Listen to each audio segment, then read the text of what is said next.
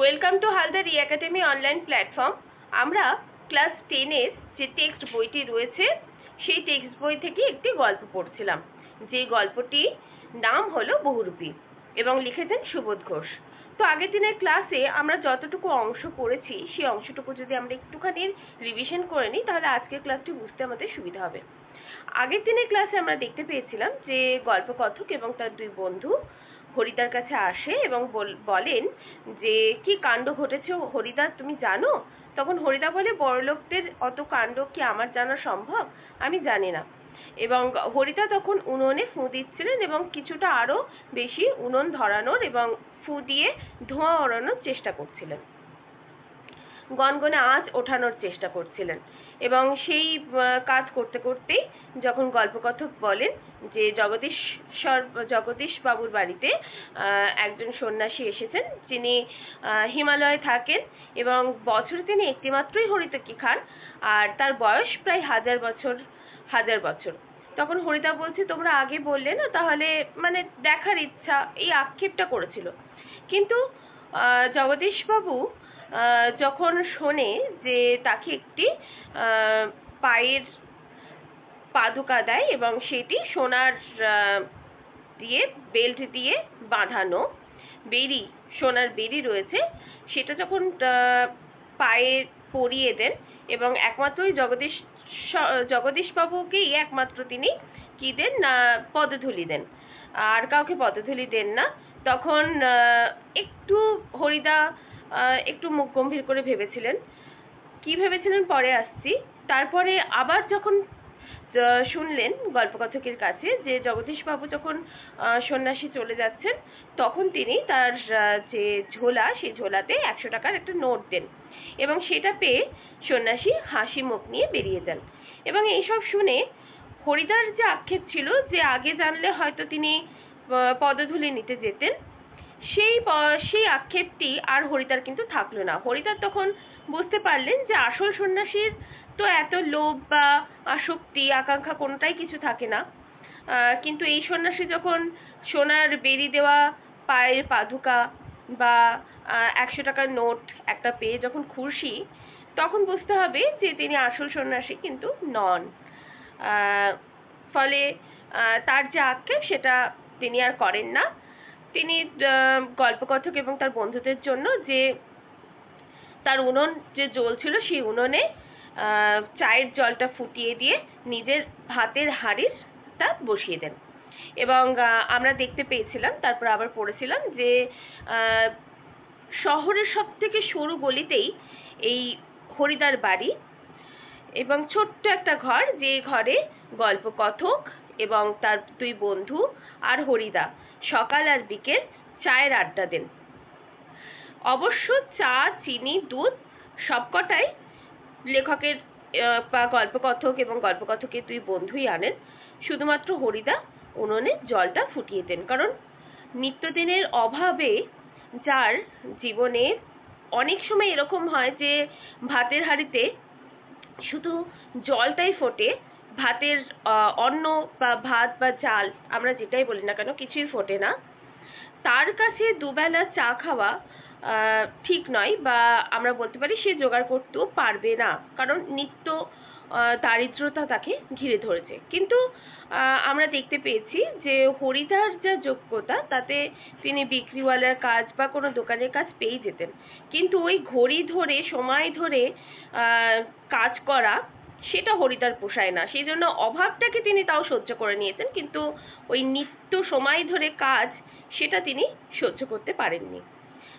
ফলস্বরূপ তার অভাব জীবনেই আছে, কিন্তু তার ভীষণ আপত্তি সেই টাইম বেঁধে কাজ করা।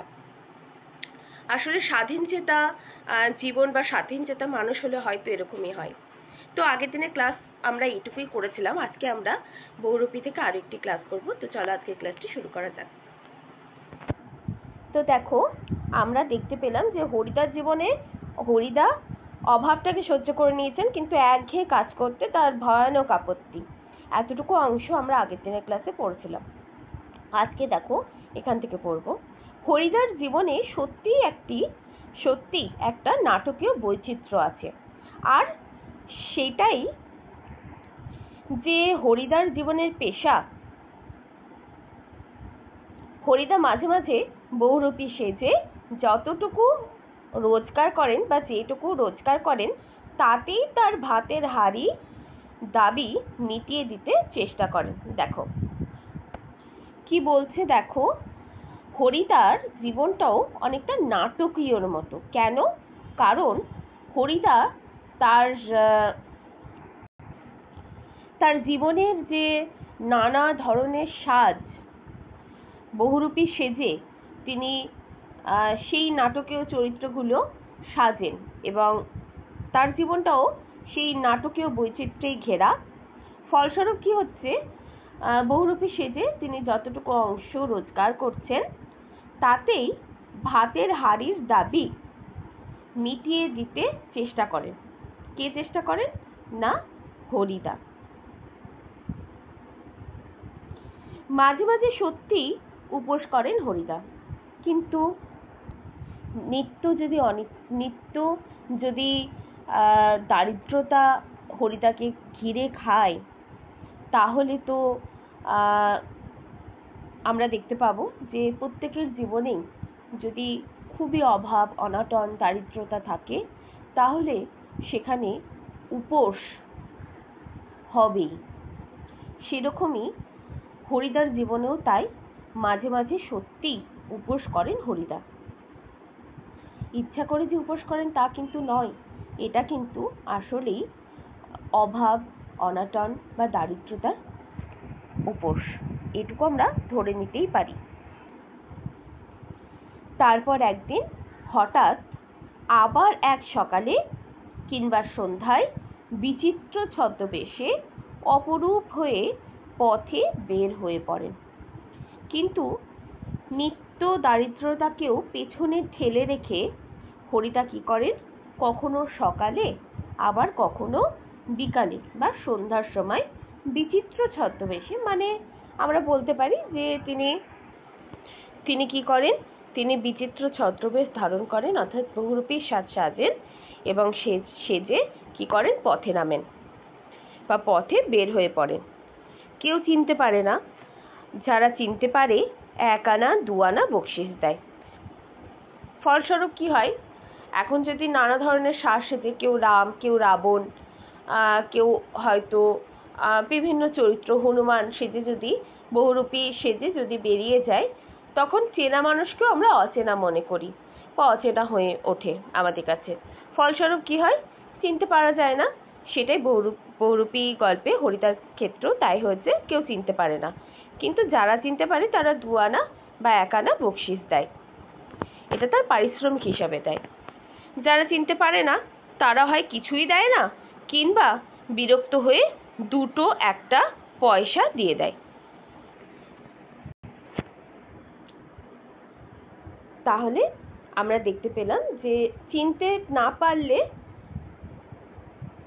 তারা কিছুই দেয় না। একটা মানুষের পারিশ্রমিক হিসাবেও তো মানুষ কিছুও দেয়, সেটাও অনেকে দিতে চায় না। আবার কেউ বিরক্ত হয়ে যে ধুর কে আবার চলে আসবে সেজে বুঝে আবার বারবার চাইবে, এরকম তো কেউ 2-1 টাকা দিয়ে দেয়। কিন্তু যারা চিনতে পারে তারা 2 আনা বা 1 আনা বকশিশ দেয়, এটাই তার পারিশ্রমিক।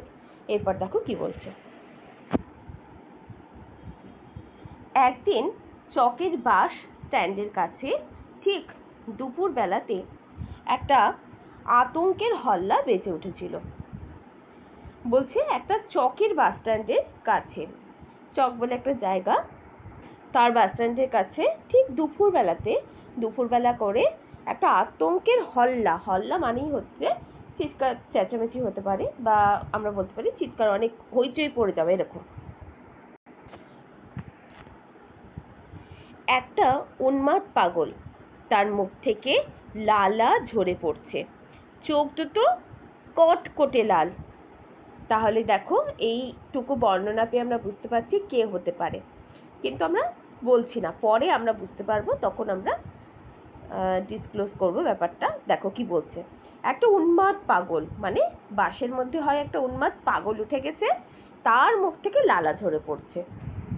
সে তো উন্মাদ, তার তো লালা ঝরে পড়বে, এটাই তো স্বাভাবিক। চোখ দুটো কট কটকটে লাল। আর চোখ দুটো কেমন লাল? কটকটে লাল।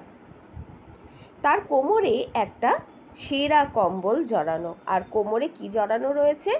কোমরে একটা ছেঁড়া কম্বল জড়ানো রয়েছে। গলায় টিনের কৌটার একটা মালা। আর গলায় পড়ে আছে কি? টিনের একটা কৌটোর মালা। পাগলটা একটা থান ইট হাতে তুলে নিয়ে বাসের ওপরে বসা যাত্রীদের দিকে তেড়ে যাচ্ছে। দেখো, থান মানে কি? থান মানে হচ্ছে থান ইট। থান ইট মানে হচ্ছে গোটা ইট।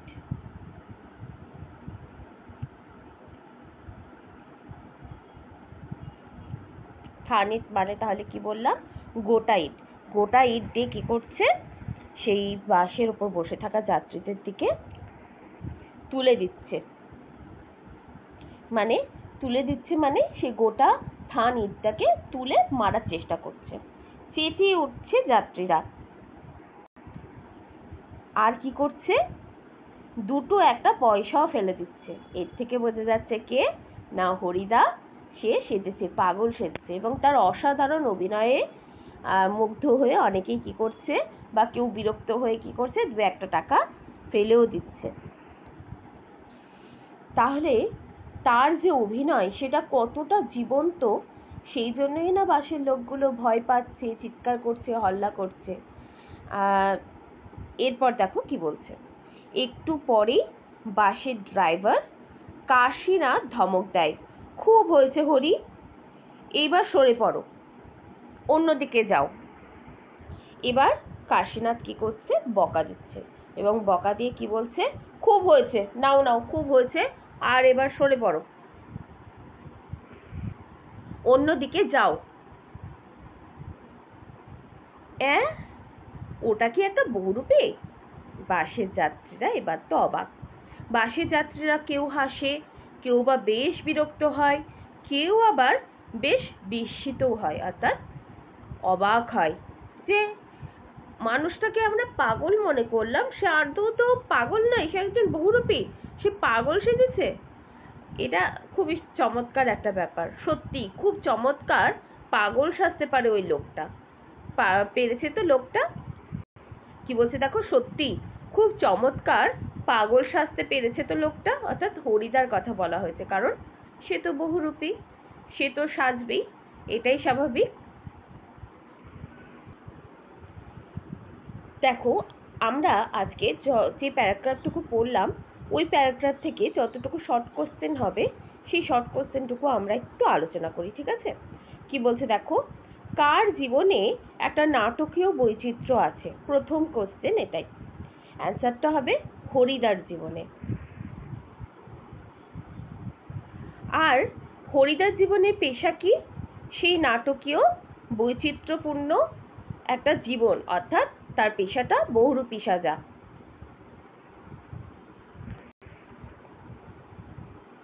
তারপর দেখো, হরিদা বহুরূপী সেজে কিসের দাবি মিটিয়ে দিতে চেষ্টা করেন? তাহলে অ্যান্সারটা হয়ে যাবে ভাতের হাঁড়ির। মাঝে মাঝে সত্যি উপোস করেন কে? অ্যান্সার হবে হরিদা। তারপরে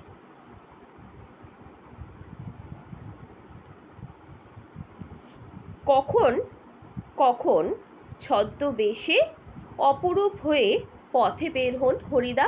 তাহলে বলতে হবে যে সন্ধ্যাবেলায় আর সকালে।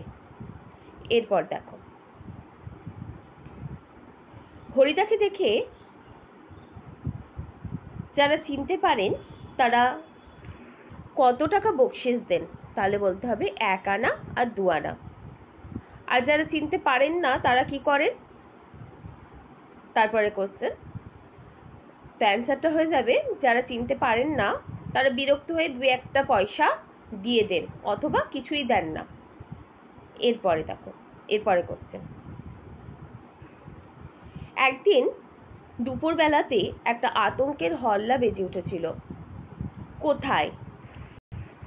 তাহলে বলতে হবে চকের বাস স্ট্যান্ডের কাছে। তারপরে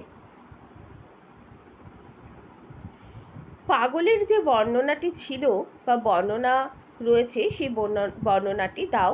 তাহলে বলতে হবে যে একটা উন্মাদ পাগল, তার মুখ থেকে লালা ঝরে পড়ছে আর চোখ দুটো কটকটে লাল, কোমরে একটা ছেঁড়া কম্বল জড়ানো আর গলায় টিনের কৌটোর একটা মালা।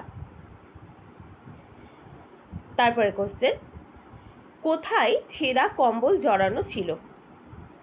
তাহলে অ্যান্সার হয়ে যাবে কোমরে। তারপরে চোখ দুটো কেমন লাল ছিল? তাহলে অ্যান্সার হবে কটকটে লাল ছিল।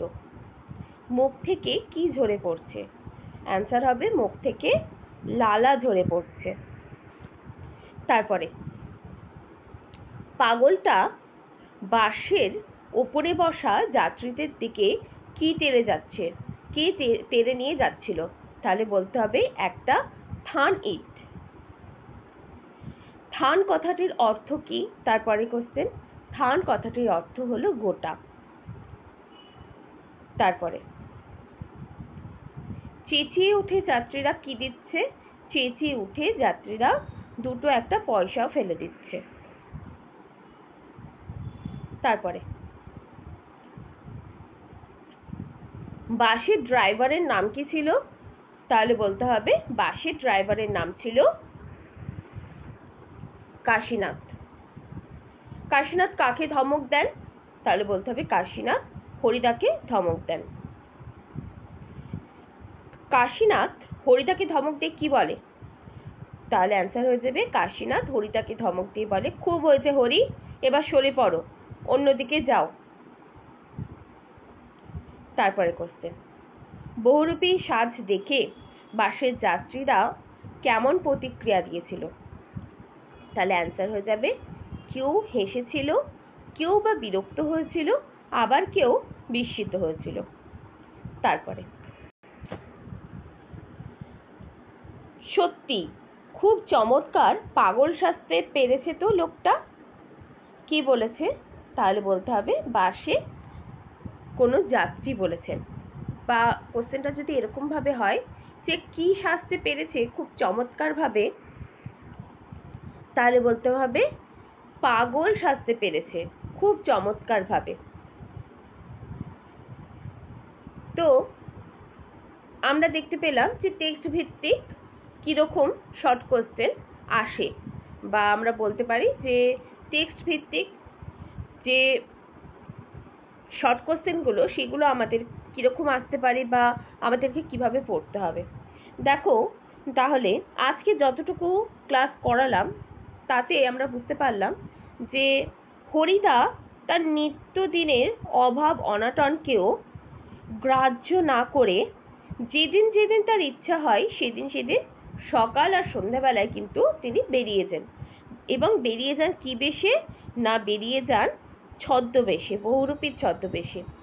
বহুরূপীর ছদ্মবেশে বেরিয়ে গিয়ে তার নিজের স্বাধীন চেতাভাবে, স্বাধীনতাভাবে, বা আমরা বলতে পারি স্বাধীন উদারে বা চিত্তে সকলকে হাসায়, কেউ বা বিরক্ত হয়, কিন্তু সে ওই হরিদা ওই একটা নির্দিষ্ট টাইমকে ধরে কাজ করতে সমর্থন করেন না। তাই তো তিনি কি করেছেন? কোনো দোকানের কাজ বা কোনো আমরা বলতে পারি যে কিসের কাজ? বিক্রিওয়ালার কাজ তিনি হয়তো সহজে পেয়ে যেতেন, বা কোনো অফিসের কাজ পেয়ে যেতেন হরিদা, কিন্তু করেননি, কারণ সেই বাঁধা ধরা জীবন হরিদার পছন্দ না। হরিদা স্বাধীন চিত্তে কাজ করতে ভালোবাসে, তার নিজের ইচ্ছে মতো যখন ইচ্ছে হবে তখন সে সাজবে, নাটকীয় বৈচিত্র্য সম্পন্ন তার জীবন হবে, এটাই হরিদা চেয়েছে। এবং আমরা বলতে পারি যে এই করেই কিন্তু হরিদা কখনো উপোস করে থাকলেও সে কিন্তু দুঃখিত নয়। হরিদার জীবনে কিন্তু আনন্দের রেশ রয়েছে। দারিদ্রতাকে দূরে ঠেলে রেখেও তাই সে নিজে স্বচ্ছভাবে, নিজে সঠিকভাবে সেজে অন্যান্য মানুষদেরকে কি করে না আনন্দ দেয়। তো আজকের ক্লাসটি আমাদের এখানেই শেষ হচ্ছে। তোমাদের কোথাও অসুবিধা হলে তোমরা অবশ্যই কমেন্ট বক্সে কমেন্ট করো।